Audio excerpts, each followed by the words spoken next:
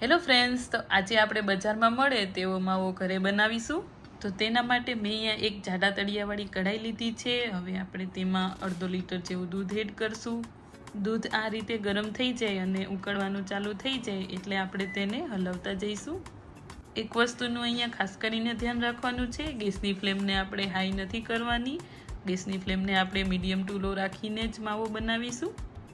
અને આપણે તેને આ રીતે સાઈડ ઉપર ચોટે નહીં એ રીતે હલાવતા જઈશું. તમે જોઈ શકો છો 10 થી 15 મિનિટમાં જ દૂધ એકદમ ઘાટું થવા લાગ્યું છે.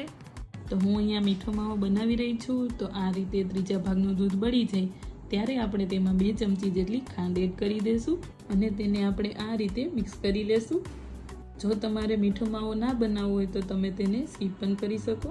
આ રીતે પેનની સપાટી છોડી દે અને તેમાંથી ઘી રિલીઝ થઈ જાય એટલે આપણે તેને નીચે ઉતારી લેશું. તો તૈયાર છે આપણો મીઠો માવો. તમે આ રીતે ઘરે